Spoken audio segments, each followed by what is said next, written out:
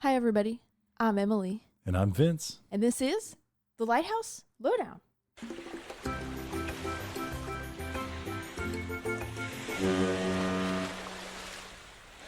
This is a fun episode. If you didn't read our title, we are doing an interview with Ralph Krugler today, and we're going to hear all about his life and the Hillsboro Inlet Lighthouse, where he is the historian, and also about the restoration that's coming up. And we need all of you to listen in and to donate your hard-earned cash. Okay? Yep. We had a lot of fun with Ralph. Yeah, Let's get into it. it's a really good one. It's long and it's worth it. So you're welcome and enjoy. Hey, can you hear us? I can hear you now. Great. Hey, what's up, Ralph? How you doing? Good. How are you? Doing good, thanks. Trying to get our audio all set up. We don't often do interviews, so Yeah, usually we just sit here and stare at each other. So this is better. well, how's your week been so far? Don't ask. Oh no. Yeah. Is it lighthouse related? Oh yeah. Oh man. Some things good, some things not so good. Yeah. No. Well, I guess we can hear all about it during our Yeah. recording. Some of the stuff I can't talk about, Okay. but yeah, some other stuff I can. Okay. Yeah, just divulge what you're able to, and we'll count that Absolutely. as good enough. That's an extra cool factor in the lighthouse world. Yeah. Covert operations. Yeah. It was pretty funny. I'm listening to the episode. I'm walking into my office and I go, "Oh, cool." Well, it was so weird because I'm walking around. You're talking about different things. I'm like, "This is so weird." That's Cool. awesome. Have you been discussed or had interviews with other lighthouse folks recently? I talked to a bunch of people. I figured as much. Mhm. Emily's more plugged in than I am. I'm just I'm the talent that sits across the table. Well, I guess we can start off if you just want to introduce yourself to our listeners and kind of tell us how you got involved with Hillsboro Inlet and the USLHS as well. Okay. Hi, my name's Ralph Krugler. I'm the historian for the Hillsboro Lighthouse Preservation Society, and I work for the Coast Guard as technically what's called a, can't even think of my job title, lodge host, because we are an MWR facility, which is morale, well-being, and recreation. So if you're in a certain level in the military, you can be active or retired. Our cottages are available for rental. And so I help take care of the cottages, grounds, and things like that. Okay. So I'm there pretty much all the time. Nice. That sounds like a full-time gig for sure. Yeah. So Yeah. what's your history first getting involved with Hillsboro Inlet Lighthouse? What was the first contact and then the growth of that? So I moved down here in 2000. I can't even remember my own history. It sucks. 2002 or three. I honestly can't remember. And I had no clue when I first moved to this location that there was a lighthouse 7 miles away. And as soon as I did, like everybody else, I want to go there, but it's on private property behind a club, so there's Oh no yeah. direct access. So it took a while to figure out how to get over there. So my first tour there was in 2008, but I was working a lot of Saturdays, so I couldn't help on tours at the time. As soon as I got a different job in 2014, I went right there and started volunteering. hmm So what's your standing with Hillsboro Inlet? I know that you're kind of spearheading. Bad. You're Red list. you're like spearheading this restoration process, or at least posting about it on Instagram Mhm. and everything. So how are you involved with the lighthouse for our listeners? Okay, so I'm the historian for the Hillsboro Lighthouse Preservation Society. We have the contract and have had the contract for quite a while with District 7 of the Coast Guard to actually maintain the lighthouse, keep it running. Okay. We do all the fundraising for it. Coast Guard doesn't put any money into the lighthouse except for the light itself. Like the last money they put in was when we switched to LED a few years ago. Okay. That was it. We raised the funds for everything else. hmm So Ed Dietrich, who's our vice president, is former Coast Guard. So we've been lucky since the inception. We've had all the right people that we've needed in locally here that want to be part of the organization that helped us get the thing going from the very start. And Ed, like I said, he's former Coast Guard.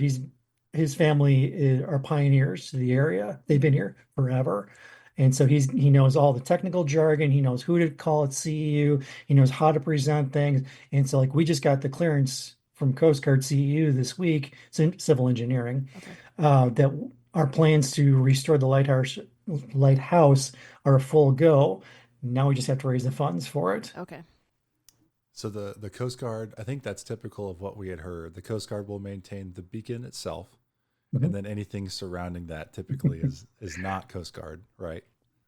True. That's very true. But what's funny is they used to be very strict with that here, but over time, like Ken Herman, who's our president, he lives literally a stone's throw across the inlet from the lighthouse.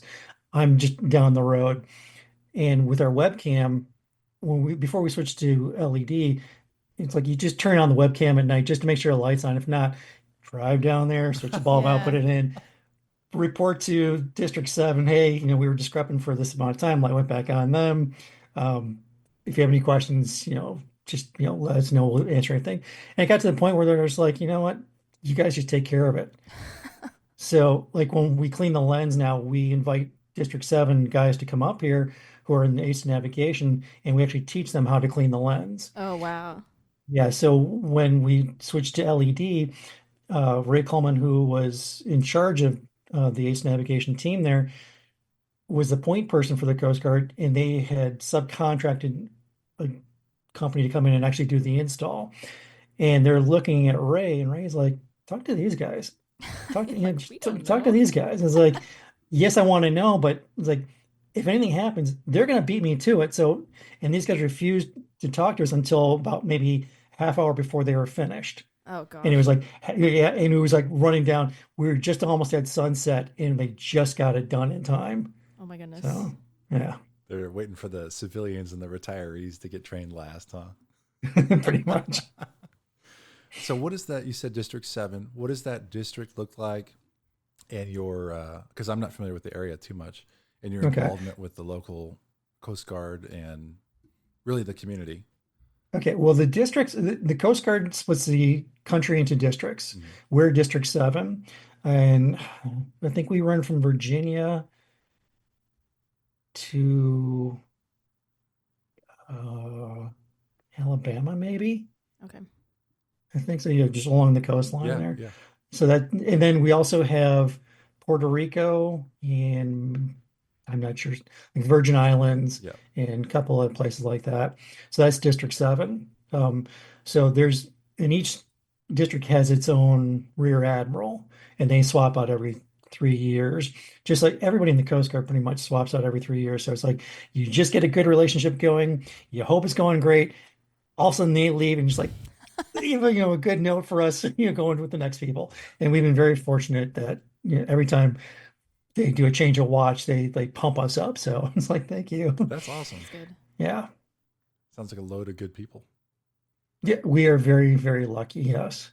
You notice in the lighthouse community, most of the people are very nice, very friendly, very helpful. Every now and then you'll get that one person who's got an ego, and either they're like on the way out because they're like the old timers, or they don't last very long because it's like nobody wants you around if you're going to have an ego and think you're running the show, because not one person is running the show anywhere. Yeah. You have to have other people, you have to work with each other, and you have to keep up good morale. Otherwise, see you later. There they go. Challenging to, I mean, I was thinking about history, about the different, mostly men's names that we've heard Mhm. come and go, from engineers that have worked with lighthouses to, Yeah. USLHE personnel to people that have been named after or claimed different inventions. It's funny that, you know, any one individual kind of can get locked in, and it's not necessarily the good stories that have one name tied to them. Mhm. Usually Right. it's the groups of folks that work together. So Yeah. interesting to see that still working today. Pretty much. So tell us, you're saying right before we started today that your week has been tough. What would you prefer to talk about or not? Well, okay, so the things I can talk about is just okay, so here's a little sidebar. Ken, our president, he's the most world famous martial artist that you've never heard of. Oh. And he likes it. He likes it that way. So he's a guy who climbed Kilimanjaro. He's he cycled across India. Oh my He's done all goodness. these, like right now he's cycling across America. So, um, Certified badass. yeah. So without him here, it's like now like a lot of stuff falls on my lap. Hmm. It's like Ken, get back here now. It's It's like like we the have, ship is sinking. unfortunately, yeah, unfortunately, one of our people, our good people, is retiring this week. So our museum gift shop area is under changing. We have had a couple incidents at our last tour that I had to take care of. And he said, there's just a whole lot of stuff. It's just like, he's like, Ken, come on back. Come on, come This on. is too much. It's not too much. It's like, I just don't want to do it. Yeah. You can take care of it. Does he have is he heading somewhere specific, or is this just like a bucket list item that he's It's just every year he does something crazy like this. So yeah, there whether it's taking a canoe down the Whitewater Rapids through the Rockies, or he cycled from Canada to Mexico through the Oh my Rockies. gosh. Yeah, and just anything he can do to push himself, or like he did something in Alaska a year or two ago. I can't remember. That's Goodness. wild. And we're just Yeah. trying to visit a lighthouse once a year, so I can't even imagine. Yeah. Getting left behind in the dust. Oh Yeah. yeah, this I wouldn't make it a mile. So, so you mentioned that you listened to some of the episode, our last episode, Oh yeah. number 75. We talked about Yeah, listen to the whole Hillsboro thing. Inlet. Yep. All right. What did we miss? I mean, I'm sure there's a ton that we didn't cover. Or is there anything that we just got horribly wrong that you were like, oh my gosh, these people? Well, to answer your question about why Thomas Knight was gone for a year, Oh it was actually yes. only 6 months. Okay. So what happened was they had four children, and they wanted to get a good education for the kids. Okay. So the keeper at Jupiter was retiring, so he put in for a transfer. They moved up there, found out the grass wasn't greener, they weren't getting a better education. So he came back down and met with Charles Seabrook, who replaced him, and who also had kids, and said, "Hey, you want to swap? You want to come back?" So he went up there, looked, thought it was great. They did a swap. Seabrook stayed there for his entire career. He was Wow. there for a long time, uh, through World War II. I mean, he was, I can't remember, but like he's one of like the mainstays in Jupiter. Wow. So if you ever interview Josh Liller, who's the historian for Jupiter, he can tell you tons and tons of stories Yeah. about him. Okay. So Knight came back, and there was Barrier Island. There was no bridges. The only school was in the village of Pompano, which they could have got to. The old saying that your parents said, we had to go to school, uphill Yes, 22 both miles ways. through this. Well, these guys Both actually would have ways. to go quite a ways in order to go to school. So what he did, as soon as he got back, he converted part of his storehouse into a one-room schoolhouse. Oh. He put some more windows in, built the tables, built benches, and then he went to Fort Lauderdale to the Department of Education, the superintendent there, and said, he had to have 9 children. He goes, between us, other keepers, and there's a transient fishing community Hmm. right inside the inlet. We've got more than 9 kids. By state law, you had to provide a teacher. So he sent a teacher. So imagine this, you go to school in your backyard, you come back inside, and your teacher follows you because she's living with you for the entire term. Oh my gosh. Yeah. So she lived with them. And the terms were what, 5 months, I think? Like between 4 and 6 months, what the Okay. Sure. school terms were. And then she would depart and they would get in somebody else. Now, one of the teachers that they brought in was a woman named Lola Saunders. And I can't imagine what she was like as a teacher, because you remember Cap Knight, he wound up marrying her. He was Oh. like 40 years older than her. Oh my gosh. Yeah, and she was as mean as a rattlesnake. So I can't No. imagine what um, she must have been like as a teacher. It must have been crazy. Very, very strict. But Cap and Lola, they ran casino games out of Cap's place for a while. He called it the Club Unique. He's Mm. the only person that called it that. Everybody else called it Cap's place, and Okay. that's the name that stuck. So they ran. They had a Wheel of Fortune. They ran card games. They had table games there. And in order to keep doing it, he had to pay off the mob. So I don't know if you know the name Meyer Oh my Lansky. gosh. Meyer Lansky would come through every so often to get his pay. And they never had any trouble with the mob because here's your cut. Cap never paid taxes because he said, I'm not paying taxes to the government. screw them. Yeah. The other mob. So, yeah, so he paid off the mob, didn't pay off the government taxes. So after he passed away, it created some problems. The place almost closed down. Oh, yikes. Yeah, so they kept those table games behind curtains for years and years, hoping that gambling would be allowed again, but it never was. So that I can't remember Estes Kiefer, when he shut down gambling, it's like they had to put everything away. It was just like, let's keep it there just in case. Yeah. Yeah, so there was that. What else was there? There was something else that you had a question on. I can't think of it right now. Okay. We're quizzing Yeah, you. there's so many instances where I'm like, he asks a good question, and I'm like, I don't know. Why do you ask me when I don't know? It's so hard to find accurate resources that, Oh yeah, a lot of our content, we don't state that it's education, but we try to learn and we try to teach Mhm. some other people who might be listening. Right. But there's so many good stories. There's so many almost unbelievable hmm happenstances here and there. hmm So, do you think of one that we might have missed that tickles your brain? Okay, one I didn't share with you guys. 1960 Hurricane Donna hits, and it was obviously Coast Guard running at that time. The guy who was in charge was John Evo Kim. I can't even pronounce the name. Evo Kimdoff.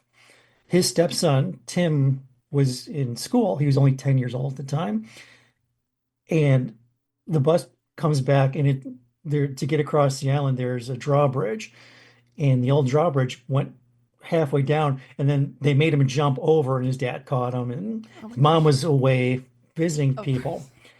So it's just Tim and his stepfather on the entire island for this hurricane. So at the time, there was a weather station at the top of the lighthouse, and they fed all the information down to Miami. And what they did was from the back door of the cottage to the radio building where I work out of, they tied a rope, and then from that door all the way to the lighthouse. And there was from the ocean to the grounds, there was like now we have sea grape to Mm. help with erosion and block winds. There was nothing like that then. So at some point, John looks at Tim and goes, "You know what? I think this cottage is going to blow down. Let's go to the building." So they did. And then the phone call comes from Miami. Hey, we need you to go to the lighthouse because the weather station is down. We need you to fix it Oh my gosh. during a hurricane. Now? So yeah. So John was fearless. He wasn't a people person. He wanted to be on boats. And from his stepson, he said all the guys who ran the boats that he was on, they loved him because he was so quick, so smart that he could pretty much create anything, fix anything, get you out of any trouble. So they always delayed coming back to port when his term was up, so that he had to stand for another term until they finally said, they finally got, you have to come in. And he has to go to his Yeah. next station. So this guy didn't care. I mean, he was totally fearless. Like he was on the icebreakers, working off the edge of boats, doing stuff, Wow. fearless. So they go outside the radio room, they grab the rope, and Tim said, I got completely sandblasted because my shirt got ripped up. I was Oh. bleeding because just the wind's coming up off. Yeah. We just got pelted with sand the entire walk up to the lighthouse. We got in, secured the door, walked up the top. And fortunately, the wind was coming off the ocean at the time. So the door to the observation deck is on the western side. Mm. So they open the door, and then if you turn right, you go north a little bit, there's a little ladder that goes up to the upper observation deck, which is right where the glass is. And then if you go around that to the south, that's where the weather station was. So they were protected by the winds somewhat. So John went up there, he would get what he needed, figure out what he needed, go back, yell down, and Tim would climb halfway up the ladder, hand him tools, climb back down, and then huddle inside till he came back. No, I need this. No, I need this. And they just kept doing that till they fixed the thing, and they stayed inside there for the rest of the hurricane. Now they had built some houses right across the inlet. They were supposed to be hurricane proof. Oh no. Because those things, boom, they just blew right Oh my away. gosh.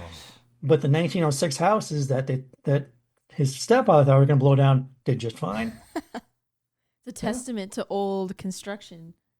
Yeah. It's like I heard like a lot of the houses in Key West, the reason why they fare so well is they were made by shipbuilders Oh who Uh, knew how yeah. to put all this stuff together. Mm-hmm. Is that true? I don't know, but that's what I've heard from several people, and that would be, good reason why they've stood the test of time so long. Yeah, this lighthouse went through a lot of notable hurricanes in its Hmm. lifetime. We talked about just the yeah. ones 1920s. We talked about Yeah, those. 26, 28. Yeah. Yeah, but I'm sure there's a lot of other ones that we didn't end up talking about. But it's held the test of time, so Hmm. pretty cool. Oh yeah. I can't imagine being in that environment. Okay, now I remember what you asked. Oh, You good. how did they know the coral was underneath? Oh, yes. Okay, so before they picked the site, they went to four different sites and they had this long iron rod. They would do boring tests Mm. to see how far down it was till they got an actual hard substrate.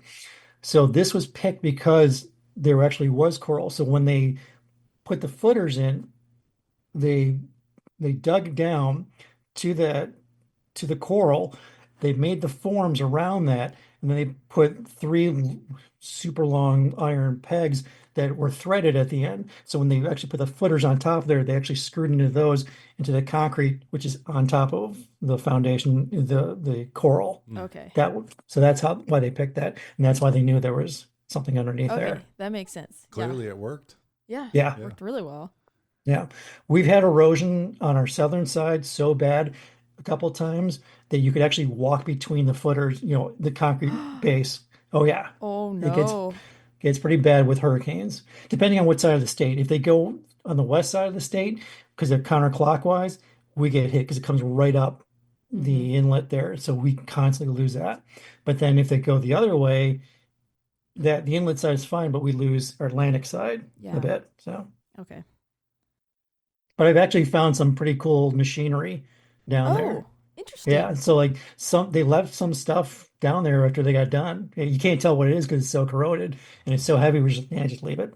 I'll just bury it and understand. Hmm. Yeah, salt That's water and crazy. sand will do hell to the metal. Yeah. Yeah. That's Oh yeah. incredible. Well, that's cool. I What did you forgot what say? I was gonna say. Oh, lost it. You mentioned there's some vegetation that's planted around to help with Hmm. erosion. What does that Yeah. effort look like? Okay, so it's called sea grape. It can grow in the sand. It loves the ocean, and it's basically like a bush that grows into a giant tree the more you Oh. let it go out. And you can't really kill the things. You can trim them off anywhere and they'll just keep shooting out all over the place. So we got to keep them, trimmed down a bit. But it does wonders for blocking the wind. And it does, the root system is so strong, it really holds the beach very, very well. Huh. Interesting. I've never heard of Yeah. that before. I hadn't either. Yeah. And they do actually make little grapes that you can turn into sea grape jelly, Oh. which used to be a delicacy down here. Yeah. Do they just taste like regular grapes or are they kind of harder? No, no, they're a little more sour. But Yeah. you take them and you really don't eat the berries. You boil them down and you Okay. make a jelly out of them. Oh, interesting. Yeah. Throw some sugar in. I bet it helps. Yeah. Oh yeah. Yeah. I'm sure you do. Well, you also told us about, I haven't told Vince any of the extra stories that you sent over email. So you could tell him maybe the one with the barefoot mailman was an interesting story. And I know that you guys have like a statue and everything that we didn't get to cover. So if you Yes. want to tell us about the history of that one. Okay. So this is pre-lighthouse. So in 18, well, okay, let's put it this way. There was, again, there was nothing here. Mm-hmm. The Everglades hadn't been shut down yet, so a lot of the area was still marshland. There was no trains, there was no roads, there was no telephone, no telegraph, no nothing at the time. So if you lived in Palm Beach, which is to the north of us, and you had a friend who lived in Fort Dallas, which is now Miami, to the south of us, you would write a letter, put it in either a train or stagecoach, and go up to Titusville. From there, it would go up to New York, Oh, get on a boat, go to the Bahamas, go to Havana, Cuba, go to Key West, then over to Miami. what? So it could Hopefully. take anywhere from 6 weeks to several months, Oh my depending gosh. on hurricanes, shipping problems, things like that. So yeah, so people said, you know what, we want some faster communication. If think about now, I want it now, now, now. Well, imagine waiting that long for a letter. So the people petitioned the government well, they petitioned the post office, this side of the state and the opposite side of the state, and they said we want a mail route, and the post office said that's fine. We will hire somebody. Be like, but you got to create your own kind of subcontracting business. Hmm. So somebody did, and they opened up a couple of different routes on both sides of the state. So this one actually went from Lake Worth to the north of us. So imagine you hired these people who did it maybe for a year or so, Hmm. and often did it like with a son or a brother, and you kind of trade off. Because Monday morning you went to the postmaster in Lake Worth, got your mail. You would either walk or when you got to water, row, or if you had wind, you would sail. But you would go all the way down to what was called the Orange Grove House of Refuge, which is now Delray, which is a suburb to the north of us. Okay. You would spend the night in the House of Refuge. It was run by a keeper and his family. And what these were for shipwrecked sailors. And in the southern states where you're on the coast, where you think shipwreck victims might actually survive and make it to shore, Mm. they set these things up. And so, like, imagine you're on a ship, you get shipwrecked, you can make it to shore. All you know is, I have to go either one way or the other. I'm going to run into one of these things. And you knew which way it was because there were signs. It would tell you how far it was, like how many miles. Oh, But if you couldn't read, well, they made them in the shape. The sign was a long shape of an arm with a finger pointing, so you knew which way to go. So it's like, hey, I'm going the right way, or ah, crap, I Yeah. gotta go this way. So they were all the same. Keeper and his family lived in the first floor. They had a kitchen. Second floor was just like 25 or 30 cots oh wow. just for shipwreck sailors, and they had enough provisions for a couple weeks. So they worked out an agreement so that they were going to get paid and all that for the mail route. So you would walk to that on Monday, or yeah, Monday, spend the night there. Tuesday you would leave there, get to Fort Lauderdale House of Refuge, spend the night there. Wednesday you would make it to Miami. Thursday you would start the trip back. Oh my gosh. Sunday was your day off. So I can't remember how many miles you would walk or row, but it was ridiculous. So there was a guy named Ed Hamilton. From my research, I found out that he and his buddies moved down from Trigg County, Kentucky. Oh. They settled on the opposite side of the state to become farmers. Didn't really work for them, so they moved to this side of the state, brought 3 adjacent plots on Lake Worth to farm, built one shack for the three of them, and Ed was 6'2", very strong, very athletic, and typically very healthy. But this October morning, he wakes up and he's very, very sick. Mm. Mm. And it was his buddies were like, don't go. And he's like, no, I got a job to do. Nobody else wanted to do it, so he actually did it. So he gets to Orange Grove, first night sick. Comes down to Hillsboro Inlet, second day. Nobody hears from him again. Oh no. So his buddies go to on Friday on sorry Saturday. They go to the Orange Grove House of Refuge because they want to meet with him and walk him back to see if he's still sick. Maybe they can carry the mail for him, or help him back one way or the other. Keeper's like, he never came. And they're like, what are you talking about? He hadn't showed up. So they went back home, told the postmaster that never got there. So they went to go look for him. So they get to Hillsboro Inlet. Now, remember, I said it was on the higher ground where Mhm. the lighthouse is. And so where you would walk, okay, so let me back up a little bit here. They're called barefoot mailmen because they're the post office issued them a machete, a hat, and a mail bag. Yeah. You supplied your own rifle, gun, whatever else. And the machete was to hack out a path. Well, Oh. the first guy who did is like, why should I do that? I can just take off my shoes, roll up my pants, walk in the hard pack of the beach, and make it nice and easy. There were caves there in case it rained. You could hop in there. And just it was a much easier path. Plus, Yeah. the House of Refuge is right on the beach. Okay. Why hack a path? Yeah. So, so when his buddies got down to Hillsboro, the closer they got, it had been raining for the past couple of weeks. Water level was high. The Everglades were overflowing. What's in the Everglades? Alligators. What's in saltwater? Crocodiles. The inlet was ringed by mangroves at the time. Mm. And so the closer they got, they actually started seeing gators up on the high ground sunning themselves. They saw crocs on the beach, saw tracks everywhere. They get to the mangroves, they look, they see the boat is on the opposite side of the inlet.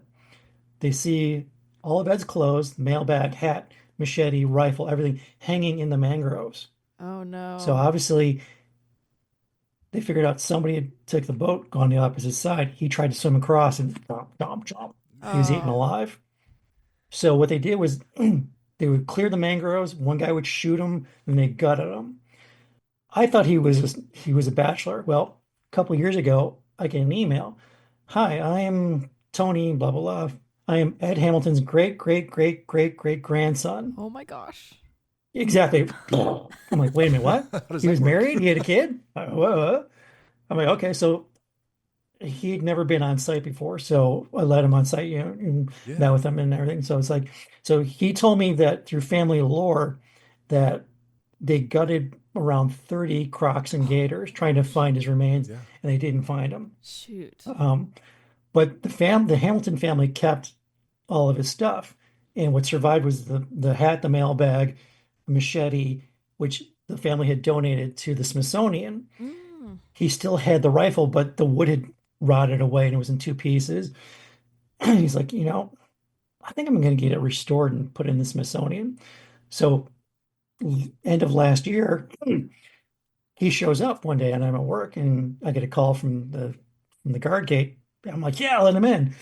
And so he brought his wife with this time. So telling some stories. And I'm like, so did you ever get that rifle restored? He's like, no. He's like, but he goes, I swear I'm going to do it this time. And I'm going to donate it to the Smithsonian too. Okay, cool. So now back to the saga of Ed. In the Old West, what happened if you stole cattle? What happened if you stole a horse? They would hang you. Yeah. Hmm. Not good. Same thing with these boats. If you steal one of these, they could hang you. So on the Tuesday when Ed was supposed to show up in Fort Lauderdale, the keeper of the House of Refuge saw somebody wandering around. There's nobody here. Oh. And anybody that is here, I know. So he went up and approached him, and he was acting very jittery and didn't want to answer questions. He said, "Oh no, no, I got crossing inlet with some fishermen." So he's like, "Well, I had no reason to keep him, so let him go." Yeah. They actually found him, arrested him, took him up to Tallahassee to put him on trial. Excuse me. Unfortunately, they had not enough evidence to convict him. He got off with it. Oh. Yeah, so that's the story of Ed. So the pioneers of Lake Worth put a monument up to him, just a small one. And it's funny because one of the guys who put it there wound up being the husband of one of the lighthouse keeper's daughters, who has a son who is still one of our volunteers. Oh my Nice. gosh. That's Yeah, it's incredible. pretty cool. And so the Barefoot Mailman was never actually called that until there was a guy named Edward Pratt who wrote a book and it became a movie called The Barefoot Mailman.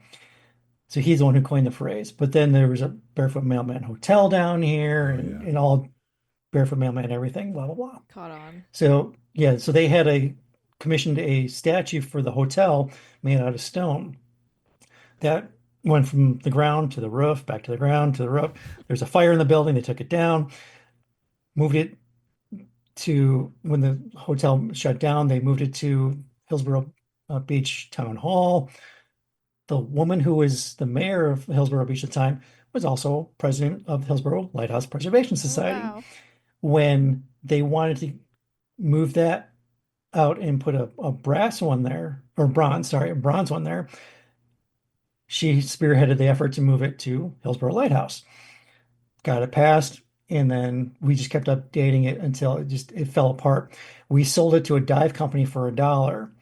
They went out and sunk it as an artificial reef. We got a bronze one, replace it. So, Wow. That's so that's the cool. picture that you see that I sent you. Very cool. That's Yeah. incredible. It's so funny the stuff that happens around a lighthouse. Like we talk a lot about, like even Cap's Place, how it's related but not like directed at the Yeah. lighthouse. So many very interesting stories that happen. Yeah. Oh, okay. Here's another one. Uh, in 41, I think, or 1940, January 1940, our keeper was Warren Bennett. He, right before he got the position, he was in the hospital. He was recovering from some illnesses. And one of the vice admirals asked him, because he knew him, came to visit him, goes, "Hey, how'd you like an easy duty tour, lighthouse duty?" He's like, "I can live with my family on site, easy recovery place, blah, blah." Great. Well, shortly thereafter, World War II breaks out. Easiest job in the world becomes the hardest 8 years of his life. Yeah. So, right before we entered the war, though, or was it right after? Whatever. Um, he had to run security detail. There was no Secret Service yet. Churchill flew from England to DC, from DC down to Palm Beach. Oh, Palm Beach, got in a car, drove down to the Hillsboro Mile to stay in the Secretary of State's house. He had a house on the Hillsboro Mile. There he met up with FDR, Bull Halsey, and a couple other important people. So Warren Bennett had actually met FDR years before. He remembered him, asked him to run security because he was Coast Guard. So he actually ran security detail for the week that they were down there, which was just, a stone's throw from the lighthouse. And so Cap's Place provided all the food for those guys. So they had a courier going over. And to get to Cap's Place at the time, there was a road which is now A1A. You would park across, you flash your lights, and somebody would row a boat over, get you, and take you back. So this one day, this little kid who's rowing the boat is told, "Hey, okay, we got some VIPs coming today. Take the boat, stay on the other side. Don't come back over unless you see me waving to you and flashing." And the kid didn't know who these people were. Yeah. Turns out it's, FDR, Yeah. Churchill, and all those guys. So he rows him over, rows him back. That kid was the grandson of Thomas Knight. Oh my gosh. Yeah. So his father, Burnham, was actually one of the first charter fisher captains in our area. He took his first charter out at 12 years old. Oh my. His father went with him, of course, but he knew how to boat. He knew where all the fishing spots. Of course, fish were abundant at the time, yeah. and he became a charter fisherman. And so, yeah, his son actually kind of took over that. So, yeah. Wow. That's That's so incredible. interesting how that Mhm. happens. And Cap's Place is still there. Yes, it is. How would you describe it today? Awesome. Really? Yeah. If you want rustic, old, pretty much all original, other than, no air conditioning, Sure. yeah, that's the place to go. And they've expanded on it over the years, but the original section is still there on the barge, but you really can't tell it's on the barge Mm-hmm. because, they filled landing around it and everything. But yeah, Okay. it's all still there. That's super cool. Tons of old photographs in there, which are really, really awesome. They have them like hung up on the walls. Yeah, Okay. all over the place. Yeah. That's neat. And it really, kind of like cheesy, Walmart kind of frames. Mhm. It's like they didn't put any money. It's like they wanted to keep the rustic feel so they just whatever they got, they put it in a little cheesy frame and put it up. Yeah. Perfect. But like wood frames, but the glass isn't very clean anymore. So Authentic. yeah, Yeah. it's very A real experience, not an Yeah. Applebee's. no. And the people who run it it's the daughter of Cap's partner. So Cap met a guy named Al Hassey. Depending on who you talk to, it's either Hassis or Hassey. Okay. He named his daughter Tally, like Tallahassee. Mm. She hates her name. I'm sure she'll love that. Yeah. And so she still runs it along with some other siblings and that. Yeah. Okay. Cool. That's incredible. Mhm. So we've never, at least I've never been down there, No. Hillsboro area. What's it like generally? Expensive. Just real Very estate expensive. or everything? Um, Everything's gone up. Yeah, since I moved down here, at least. The Hillsboro Mile, it's called Millionaire's Mile for a reason. Mm-hmm. And So that's going north. Right across the inlet is now called Lighthouse Point, very affluent. Then you have Pompano or Pompano Beach, and there you have sections from very low class to multi-million dollar homes. Mm-hmm. And, obviously closer to the water, you get the multi-million dollar Yeah. homes. Yeah. Um, Safe area, clean area. Unfortunately, you get a lot of people who feel entitled to Oh, do whatever they want. Sure. So we have a lot of that in the area because, well, daddy's got money. And shut of up. course. So, but the funniest thing is, um, it, when this happens a lot at tours. So in 1930, off the base of the lighthouse, the district inspector got a granite jetty built out from the base of the lighthouse. Wow. They had tried some wood ones out along the shoreline to help prevent erosion. They just kept breaking apart. Mm-hmm. The Yeah. district inspector always wanted this granite one. And so he finally got his way, and everybody's saying it's never going to work, never going to work. Well, it's worked perfectly. And then it goes out to the dead reef. And then in the 60s, they added more of the gravel or the granite blocks out at the end of the reef. So now they control the flow of water. So now it's a nice straight shot coming in because beforehand sand would go wherever it wanted Oh, to, yeah. Yeah. and it would either shut down the entire operation, or the only navigable water was just a little ring around the opposite side of the inlet. So now there's this what we call a weir, which is where the dead reef is exposed, especially at low tide. But at high tide, sometimes you can make it over with your boat, Oh no. sometimes you Oh can't. no. So the channel is clearly marked, and you should know if what you're doing, just like you drive a car. Most people, if you can afford a boat, if you're under 18 or 20, you don't have to take a class Really? on Oh. boating safety. No. If you have enough money to buy a boat, here's the key. Oh my Don't blow Oh my gosh. yourself up. Have gosh. Oh fun. no. Yeah, seriously. It's just like before you turn it on, vent out the fuel area because otherwise you're going to blow yourself up. That's pretty much all they tell you. Gosh. So if you don't know what you're doing, like a lot of these kids take daddy's boat out to Yeah. show off their kids to their friends, bam, they hit that weir Oh and now they're stuck there. no. And what's beautiful is like if you wait till high tide, you'll probably just float off. But we have what's called Sea Tow. There's Towboat US, and there's one other company, and they just pretty much have a boat that anchors right off Oh there, my gosh. and they just wait for people, and wait for calls from boaters in distress. Because if you buy a boat and you buy a contract with one of these companies, they'll come out and tow you for free. If you don't have a contract with them and they come out and offer assistance, you have to pay them before they do anything. Because if they throw you a line and you grab onto it and tie it to your boat, legally, maritime salvage laws, they own your boat. Oh. Oh. And a lot of people don't know that. And they'd say, you have to pay us beforehand because otherwise we can confiscate your boat from you because of Right. maritime salvage. Well, some people just don't, they're in such a panic, they don't listen. Oh, whatever, okay, I'll do it. Then they don't want to pay. Yeah. Yeah. Well, guess what? The cops don't mess around. They go, did you sign it? Did you pay? Nope. Sorry. Nothing we can do. Oh shoot. That sounds Yeah. like an expensive hobby. Crazy. Yeah. Yes, it is. hmm I can see if you're not like educated in it, then it's bound to happen at Yeah. some point. Yeah. Yeah. It's like they go inside the swim buoys all the time. It's like Yeah. swim buoys for swimmers, not for boaters, but you get it all the time. Yep. Yeah. It happens. You get all sorts of people everywhere, I'm sure. Yeah. Oh yeah. It's the Yeah. same type of people everywhere you go. Yeah. So speaking of expensive, let's talk about the restoration a little. What made you decide to start doing the restoration process, or like what kind of did you find out about the lighthouse that required the start of a restoration idea?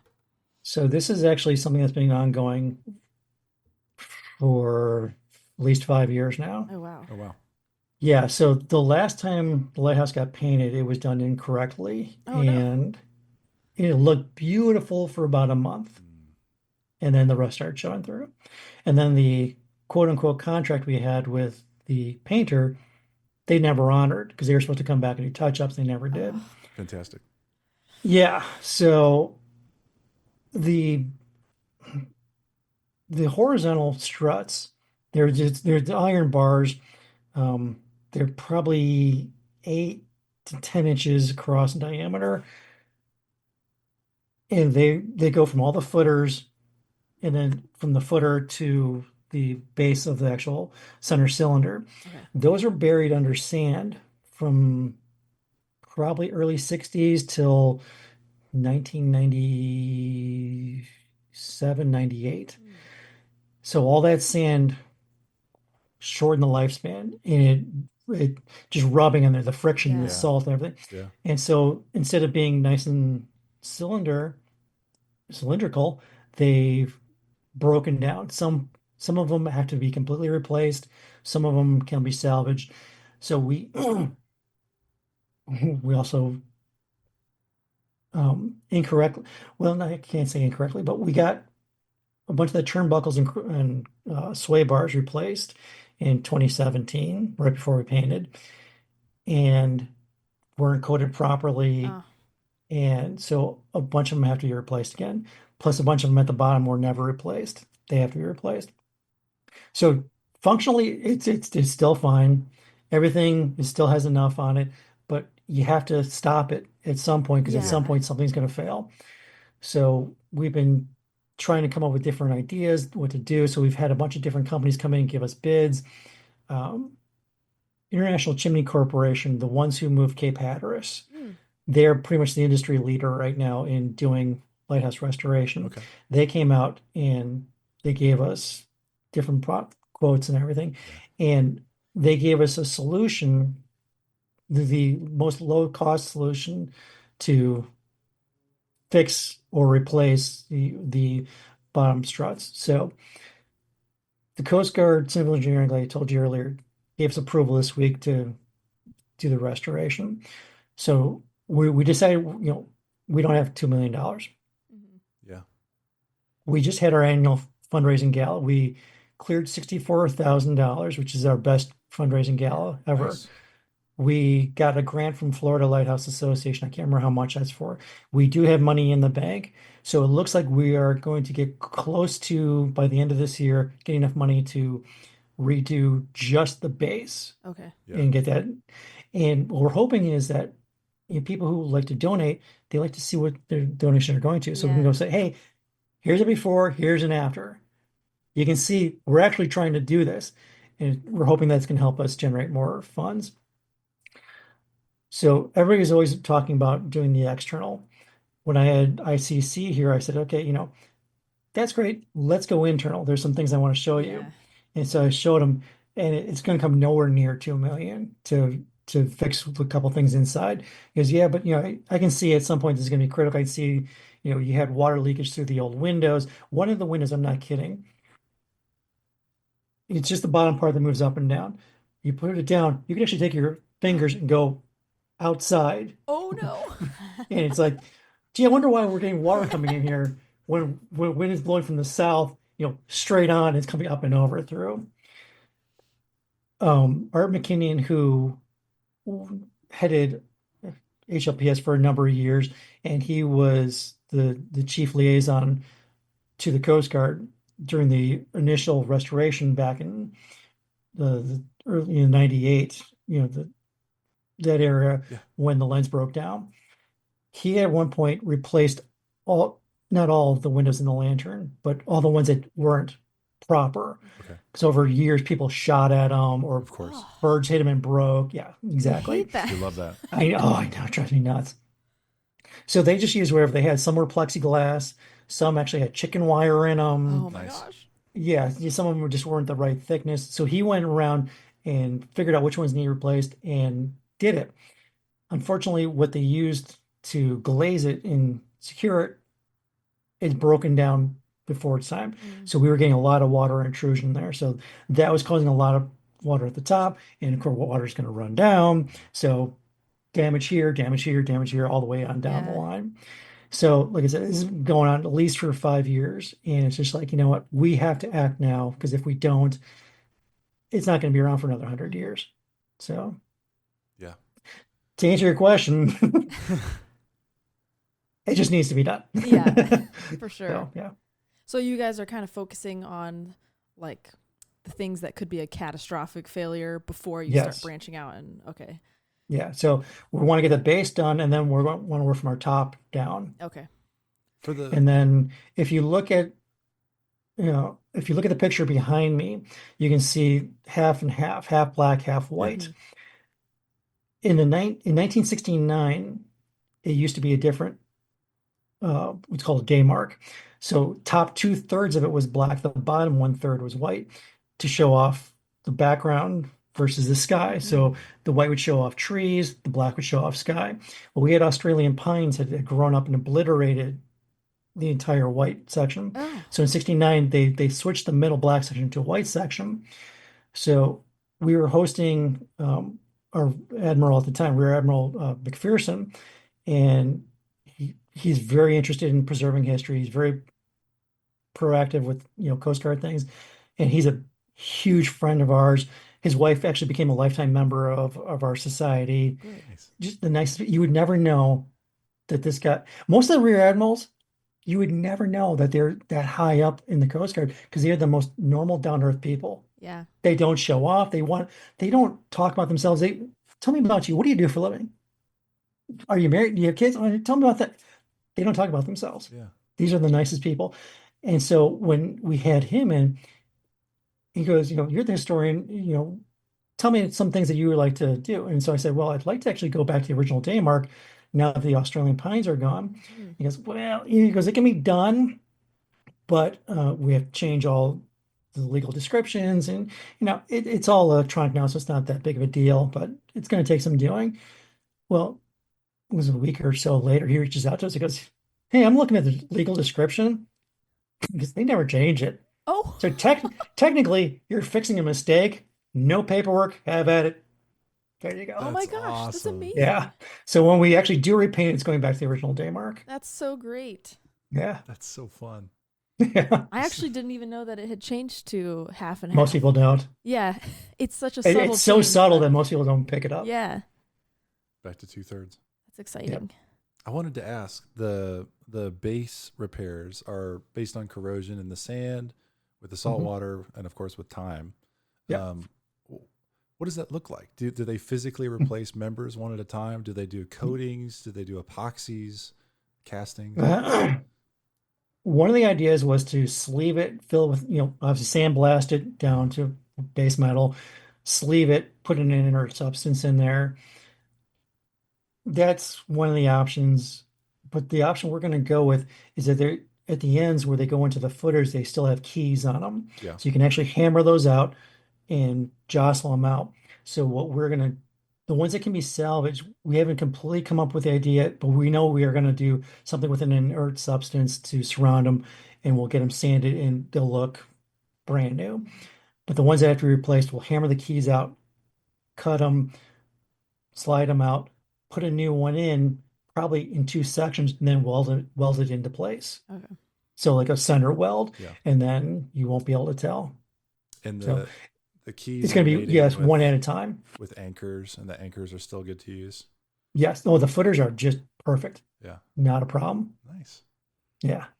That's really You can see cool. the concrete has been restored several times over the years, but the footers, I mean, they're rock solid. They have, the huge nuts on the ends of these things. I mean, it's like the threading on these things was just monstrous.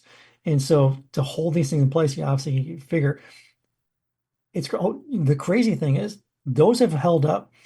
If you look really close at some of the turnbuckles, if they're rounded, they're original. And a lot of those are still there. They look fantastic.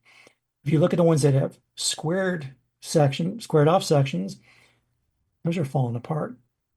It's like originals holding up. The ones that we replaced are already falling apart. It's like, what is going on here? Yeah. So the ICC guys actually said, if they had stainless steel back then, they probably would have built these completely out of stainless steel. You never had an issue with any of that stuff. So when we redo it, we might be doing parts in stainless steel. Okay. Yeah.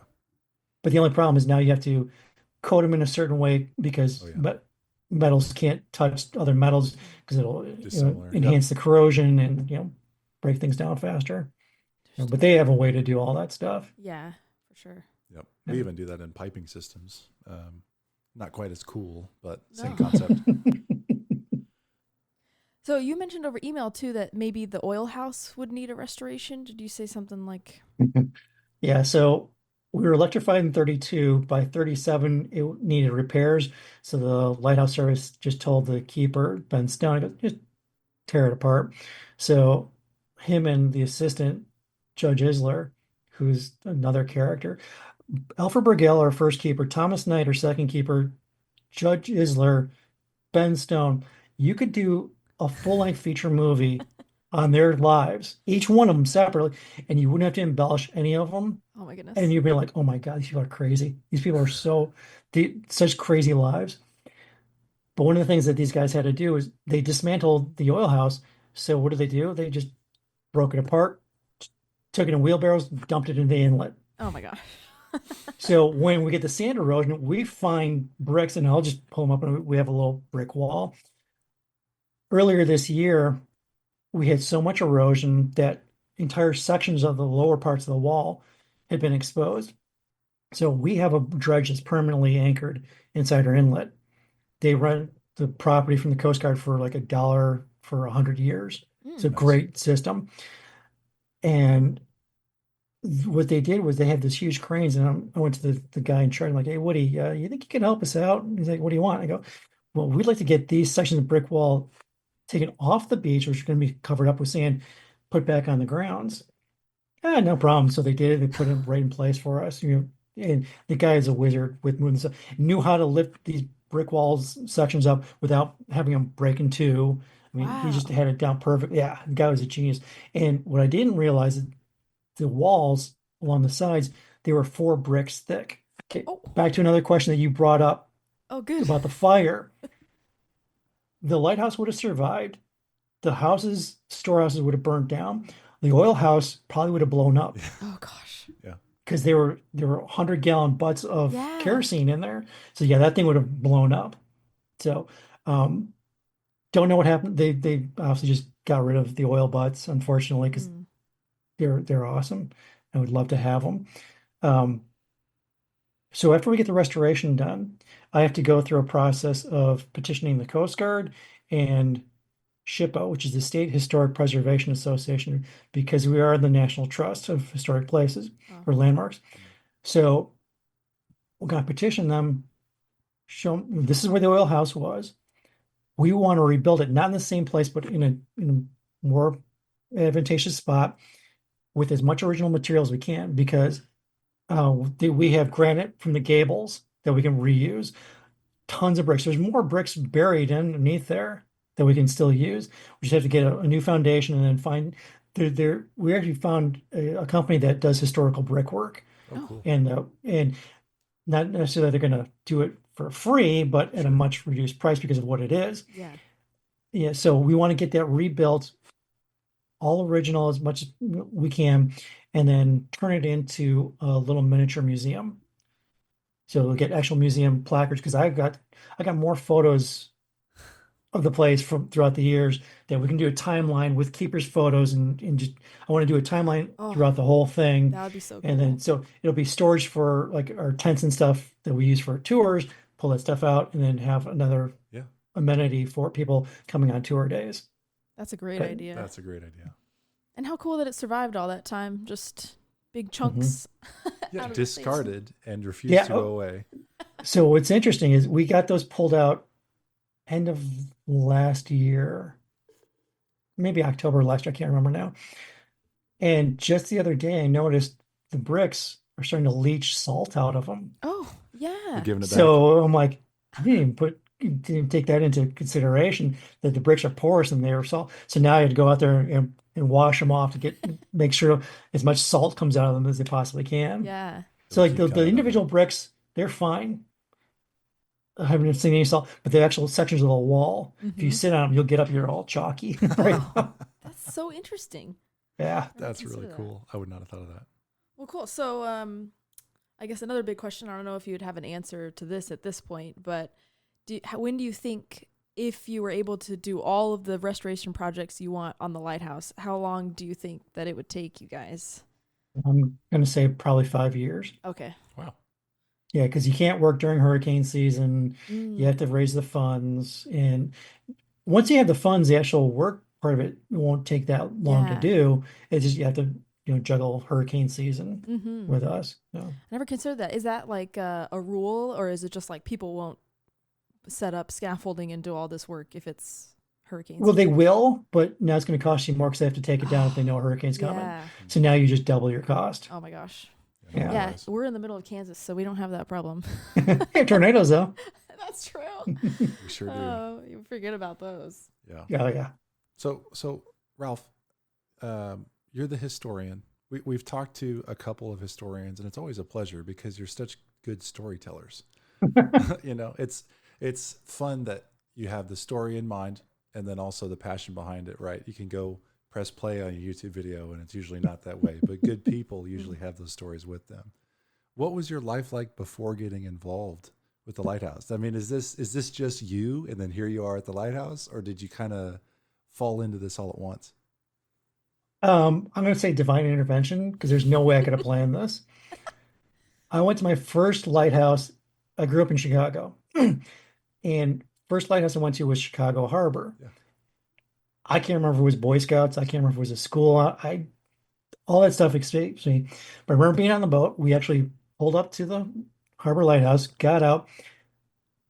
I think they just recently not decommissioned, but they sent everybody out, so it was automated. Mm-hmm. So there was still kitchen stuff in there. There was still, Oh. bedrooms in there. And I Cool. walk in there, I'm like, oh my God, you can live in this place?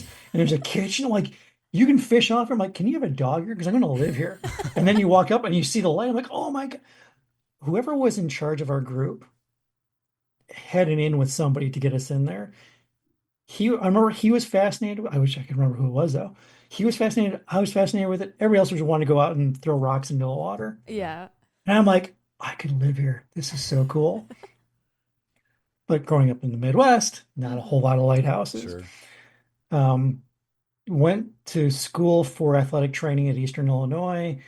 Went to grad school at Syracuse as a graduate assistant athletic trainer. More access to lighthouses out there Yeah. in New York. Got my first job working in minor pro hockey right in town. And the plan was to try and work up to the NHL.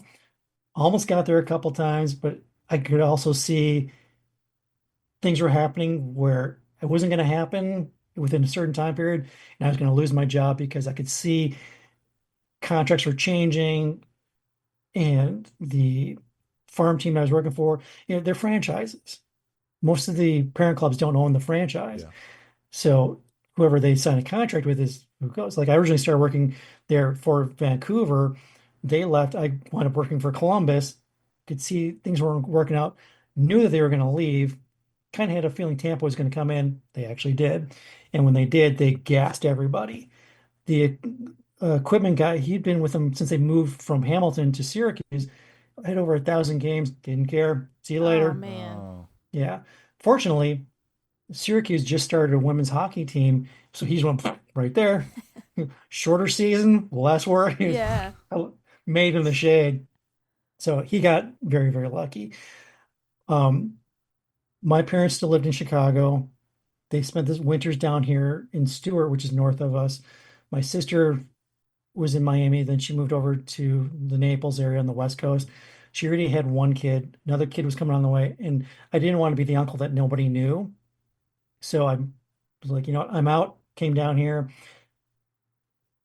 Finding a job wasn't great. Wound up working in physical therapy centers, stayed in medical, became fascinated with South Florida history. There's a book that my wife gave me. Of course, now I can't think of the name of it. A Pioneer's Tale or something like that. It's fiction, but it's all based on South Florida history. okay, cool. Florida, a land remembered. That's it. It was people who read it say it's one of the best books they've ever written. Wow. They've ever read.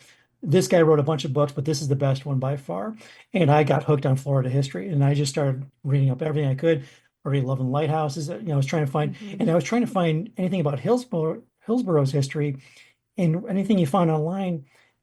What I eventually found out, most of it's wrong. Hmm. Most of the information is completely wrong. And so when I started volunteering, there was a historian, Hib Castleberry. He's a pioneer in Florida lighthouse preservation. He was already up in his upper 80s. And I said, Hib, if I'm working these tours, I'd like to be able to talk to people and give them the real answers. So he gave me this little sheet of stuff. I'm like, well, this is great, but it doesn't answer a lot of questions. He goes, well, at one point I went to the National Archives and made some photocopies. They're under storage. I'm like, we have a storage facility? It's like, Yeah, here's the combination. Go ahead. So I spent hours in there going through stuff and I'm like finding some really cool documents. And then I found two that were legal sized. And I was like, it was copies of handwritten writing. I'm like, I haven't read cursive writing in 20 years. I'm like, Yeah, yeah. yeah. I'm trying to make head or tails out of it. All of a sudden, it comes back to me, and I'm like reading, like, oh, these go together. I'm like, oh, I'm reading across a book here, Oh, and it's the first 2 pages of the very first logbook, oh my and it's gosh. signed by Alpha Brigel at the bottom. So I call Hib up. I'm like, Hib, where's the rest of this? He goes, I only had a couple, a handful of quarters. I only made. I'm like, Oh my. so I contacted U.S. Lighthouse Society. They gave me Candace Clifford's information. She's like, "Hi, I would love to do research for you here at the National Archives because, but I'm going to work for U.S. Lighthouse Society as their historian." I'm like, here's somebody that actually, you can hire her to. So I started hiring this lady, and she got me copies of everything from the archives. Cool. So then I was like, well, this is expensive. So yeah, so I contacted the Coast Guard, every museum that I could find that had stuff, and they would send you stuff, no problem. Went to Miami, to Jupiter, in every spot in between that had historical society, museum, or a library that had old records, made copies of everything. And be- once I started reading that logbook, it's like the addiction just took hold, and like, uh, this is what I'm going to do now. I don't know Yeah. how I'm going to do it, but I'm somehow going to do this for a living. And when I got out of medical, which is a long story, I'm just so happy I'm out of that nonsense. It's like, well, now I have the opportunity here because they shut down our office and I had pay coming for 6 months, I think it Nice. was. So like I can actually kind of create my own career now. Yeah. So I started volunteering at Pompano Beach Historical, and then they started paying me. I got on more with U.S. Lighthouse Society. They started paying me, and with all the information that I had gathered, I wrote a book about the lighthouse. Hmm. And because I did that, the guy who actually hired me for the Coast Guard, he knew about me for a couple of years, and he goes, the job's getting too much for the one person that's working there. We want to hire a second person on there. Do you have any interest? I'm like, heck yeah. I'm like, well, I was Yeah. actually going to say, if she retires, can I get her job? He's like, well, no, we're trying to. And so it took a year and a half, 2 years for them government, to approve it. Mm. Because, but I want somebody who knows the history, preserves the history, loves the history, and can share that with our guests. And so it's not just, we don't know. Yeah. I want somebody who knows. So by writing the book, by doing all the history, I didn't plan this. Somebody else planned it for me, Yeah. and I just followed the steps. So that's how I got into the whole thing. That's awesome. Just walking into Yeah. that lighthouse for the first time. Yeah. Mhm. Kept that for a couple of years. Yeah. Came back to it. Totally lucked out. That's incredible.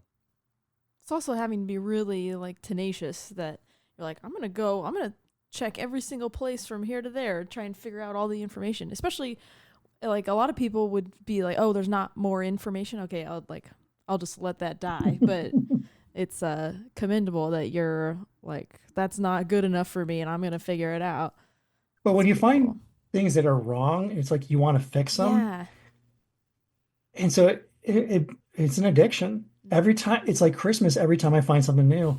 Like I got some of the personnel files from the National Archives in St. Louis, and I reached out to them and I said, these are the files I want pulled. I'm going to be here these dates, and I'm, got my flight, got my hotel, got my car, all ready to go. COVID hits. Oh, Good. I'm like, son of. So now we're the U.S. Lighthouse Society. Craig Anderson, who runs a lot of the keeper stuff. If you think I'm a lighthouse nerd with Hillsboro, he is the ultimate lighthouse nerd when it comes to keepers and lists. He's got everything. Oh my gosh, he sent me a PDF of stuff, or not, or an Excel, and I'm looking through all these names, like, oh my gosh, and I'm just scrolling and oh scrolling no. and scrolling, and then I realized that's only one tab. That's Oh, for the oh. first district. So he's got every. I'm like, oh my, he is phenomenal, and he's a honey badger when it comes to finding out stuff with that. And so he's got somebody down there, and it's his goal to get every single lighthouse keeper's personnel file into our Wow. archives. That's And so it's like, awesome. so I don't have to go. Thanks, Craig. A man with a spreadsheet. Yeah. Yeah, he's phenomenal at keeping that thing up. I don't know how he finds some of the stuff he does. He finds photographs, and he is tenacious. He's awesome with that stuff. That's so cool. Yeah, It's awesome. We keep yeah. meeting people in the community, and I keep hearing all these awesome, resounding things. And it's a little off track, but I was in a men's group last week. We were talking about different challenges, and one of the things that came out of me, I was talking to another young guy, was he was talking about doing something new. I was like, doing something new is brave, because I feel like you don't have to. Maybe you go to high school, maybe you go to college, maybe you're through some process and now you're new into something, but most people will never do anything new again. They'll Yeah. stay, this is what I am, this is what I do, or maybe this is what I used to do. But Right. a lot of folks like you yourself, where you took a risk with those 6 months of pay instead of just sticking with what you were doing and maybe being, I won't speak for your experience, but in a new experience that wouldn't be that new. Here Mhm. you are these years later telling the stories. Yeah. It's incredible. And enjoying it. Yes. That's The awesome. most important part. Hmm. Are you, it sounds like you're involved with giving the tours as well. Hmm. Yeah, we don't, tours is kind of a misnomer. Okay. We don't do guided tours. Okay. Because we really don't have the staff, and we don't really have that kind of a setup for it. So if you come to one of our tours, you become a member, and you can become most people do it for a year. So you pay one time. It's like 35 or like 50 for one person. But if you do a family of four, it's much less. But you pay once, you get 12 tours out of it. Okay. Oh, wow. And what you do is you hop on the boat, so we have to charter a boat, a dive boat, and they bring you to the grounds, and then you got the lighthouse. We have the brick thing, the brick patio. We have people who tell the story of the barefoot mailman. We have people floating around who give other stories. Yeah. We let you see the cottages, but you can't go in because they are rented out, Mm. by military people. Um, I mean, if I had my way, we'd push the sea grape out, rebuild one of the original Oh, keeper's cottage, yeah. and turn that into a museum too, and a storehouse. But I don't get everything I want, unfortunately. Um, but so like we don't actually like we tried doing guided tours, but it's just like, people really weren't paying that much attention. So it's like it's kind of a waste of time. Um, when we can really kind of pinpoint, like, what do you want to hear? What do you want to know about? Yeah. And then like we'll have people at the top of the lighthouse. I used to be perched up there all the time and just tell story after story. Unfortunately, you can only allow so many people up at one time, Sure. Mm. and it got a little long-winded. It's like you get the radio, send people down, please. Like, oops, sorry, I was like, I got carried away. sorry. Yeah. So now, like, I'll be at the bottom, and if I'm not doing actual work, I'll be, trying to tell people different stories about things that had happened there. Yeah. Okay. That's cool. Yeah. That's a Yeah. unique experience. There's some, Hmm. we've been trying to travel and see more lighthouses. There's some that it's a wide variety of what you're going to be able to get. Of course, everybody's great, but it just depends on the facilities, the staff, Hmm. and then of course, whatever history. Like there was one we went to where, Martha's Vineyard, where it was Hmm. really great. There was a really nice lady there, talked to us, but it was just, we're going to go to the top of the lighthouse, Oh and yeah. we're gonna take a picture and we're come back. And we had a wonderful time, Yeah. and we did our own, research and learning about the lighthouse. But physically visiting, you really wouldn't learn anything, and you could ask questions, but Mm-hmm. most Mhm. people were probably waiting in line, just to Climb up climb the and see. stairs. Yeah. Yeah. There's so much more Yeah. to it when you find the right people. Yeah, So, absolutely. A little call to action for our listeners, because you guys you're fundraising for this Mhm. restoration. Is that they can donate on the, Right on our webpage, okay. hillsborolighthouse.org. Okay, great. Yep. Yeah. so you mentioned, is it a yearly, an annual? Is it a Mhm. gala you mentioned? Yes, we first started doing them because it was 115th or 110th anniversary, and we needed to start fundraising. And so one of the ladies in our organization said, "Why don't we try a gala?" And we had to get Coast Guard approval, get things shut down. Yeah. And what she created is phenomenal. Well, we also do weddings on site, and there's a company called Tents and Events, and they have this huge tent that covers, I don't know how many yards, but it's clear. So at night, things lit up, you can see the lighthouse Oh, through wow. the That's roof. cool. So yeah, a lot of people who do the weddings, they'll rent from them too. So we have that. We have, tables, 8 or 10 seaters. People get brought over by the boat. We'll have food stations around. We'll have a band that plays, and actually, the bassist and sometimes singer is Sheldon, who is the grandson of Thomas Oh, Knight. yeah. Okay. So he's been in music his whole life. He's a Beatle maniac, and so he just and he does that for free. Like the band, we pay the band, but he's like, I'm a legacy here. This is such an honor to be able Yeah. to do this. That's cool. So it's like you have the actual grand keeper of one of the longest serving lighthouse keepers here. Mm. That's pretty cool. But most people don't even realize that because he doesn't broadcast it around. We'll have a silent auction. We'll have a live auction. Um, in the Pompano Air Park, we have a Goodyear blimp Oh, station, and you have to put in for tickets, and we get to. They've been very good with us, and they give us 2 tickets, and we auction those off. okay. And they say the past 2 years, if you get $5,000 for one, we'll give you a second set of Oh, tickets. So this year we nailed it. We still got 10 grand just for oh, blimp auction. amazing.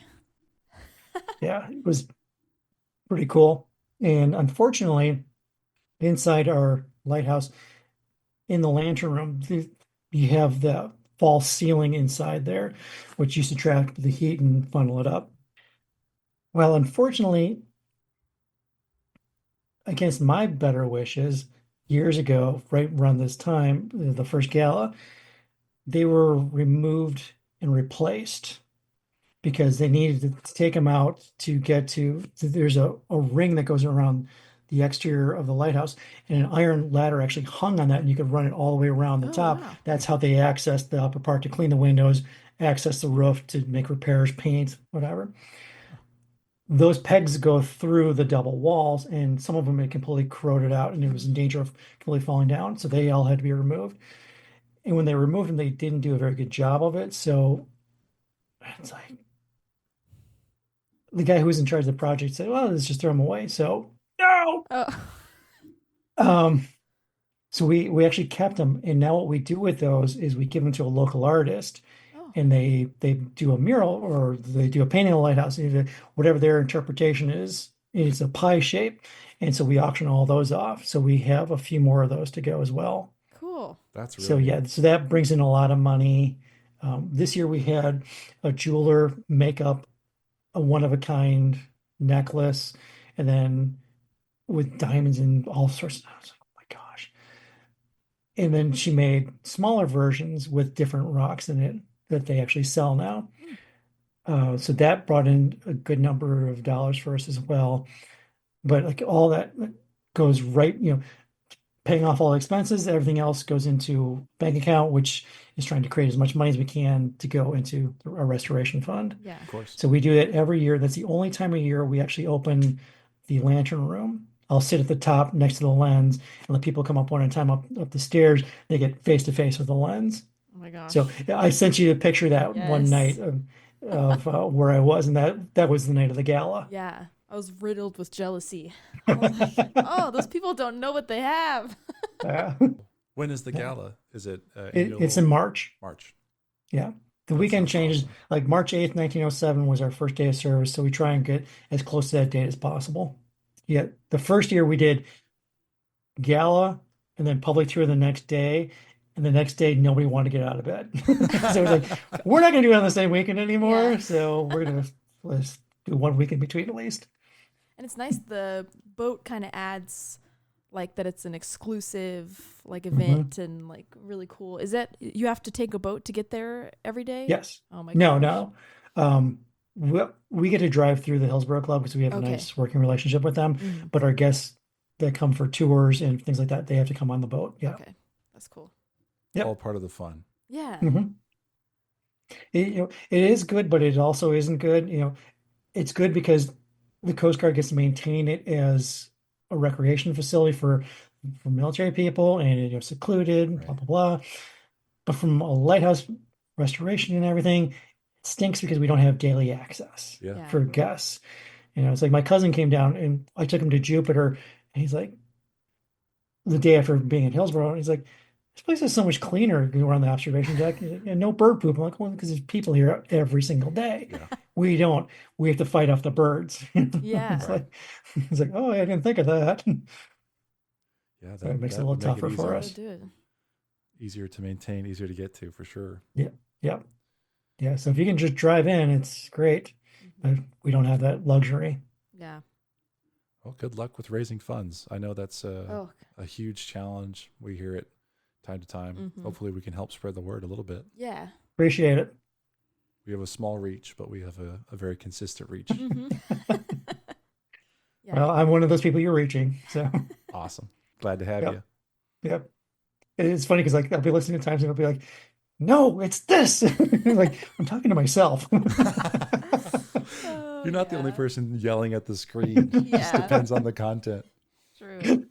That's so funny. So we love one of the things I covered a while ago. It's really too broad, but like lighthouse tourism was the name I think Mhm. of the episode. And we were talking about our first trip we took was to the Outer Banks. Oh, I love that place. It was great. It was amazing. We it's a long story, but the people first were awesome, and then of course the Mhm. lighthouses. I lost a bunch of golf balls. It was a great trip, um, and that was our first lighthouse visit together.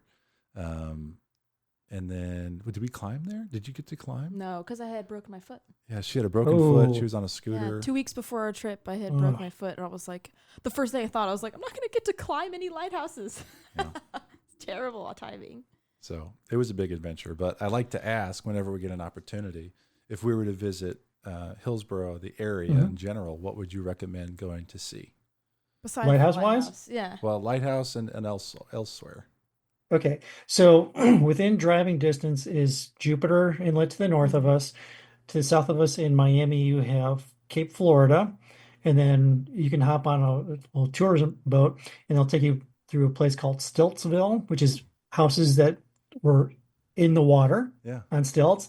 It used to be Party Central. My brother-in-law, when he first moved to Miami, he goes, "This place is the best parties ever."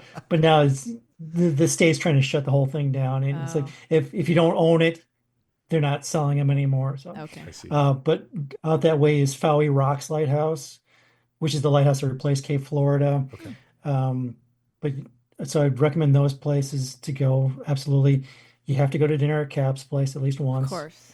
Um, it really depends on what you're looking to do. Obviously, no matter where you go, it's the kind of thing. There are different historical homes throughout the area, Yeah. which depending on if you're into historical Hmm. architecture and the people that were like that that lived in the times. So there are some of those cool things going on. There's again, it really depends on what you want to. For you, golfing, not a problem. Golf courses everywhere, Yeah. everywhere. So yeah, that's not an issue. A little bit of something for everybody. Oh yeah, It sounds like if you have wonderful. kids, like when I tell people who are staying in the cottages who have kids, they want to see turtles. Well, just go right up the road about 6, 7 miles. there's a turtle sanctuary and rehab center, and they have these huge fish tanks that you walk around. I mean, it's not like indoors; it's this whole outdoor thing that's covered, and they have an aviary out there, so the tower you can climb to go up above the canopy to see the birds and everything. So it's Oh, a wow. whole thing, and when they have turtle hatchlings, they have tanks of them. So kids love the place. So that's another thing you can do. But there's a lot of like wildlife sanctuary things along the area too. Cool. Incredible. Florida's on Yeah. the list. There's Yeah. lots Yep. of parts of Florida on the list, actually. Mhm. So Well, if you come down and I'm still working there, give me a call. You get the special tour. Oh, yeah. wouldn't miss it. No chance. That's why we do this podcast. Absolutely. That's why I do them too. Yeah. So much fun. Well, thanks for chatting with us and It's my pleasure. telling our listeners more about the lighthouse. It's important that, one, we get all the information right, which is not very often because we're reliant on the internet, and also getting the word out there when there's a need for a lighthouse to be, funded or whatever else. So glad that we could chat with you and hear some more about it. Appreciate it like you have no idea because we don't get a lot of publicity. Yeah. So Yeah. I mean, there's so many lighthouses and each one is like trying to do its own outreach. So it's hard to cover them all, but it's fun when we find one that we're like, this one's really fun. And it's important that we get more the word out about it. Yeah. Yeah. We love to connect with people. We don't do very many interviews. Mm-hmm. This has been really nice. You have a very good presence. And Yeah. again, I love the storytelling. Good storytelling. So if you just think of Well, something you want to tell I could a keep short on story- going, but I won't. I mean, anytime, really. If you want to have another call or Yeah. if you want to put together Anytime one you or two want, man. stories, you could do it. I'm a nerd. I will just talk and talk and talk and talk. This is our Sounds our good. unpaid second job. So Yeah. we have fun. All right. Well, thanks again. And hopefully we get some more people headed your way with our little Appreciate podcast. Absolutely. Thanks, guys. All right. Thank you. See you. All right. Bye. See ya. Thanks for listening. And we'll catch you next time. Wait, on the lighthouse? Lowdown.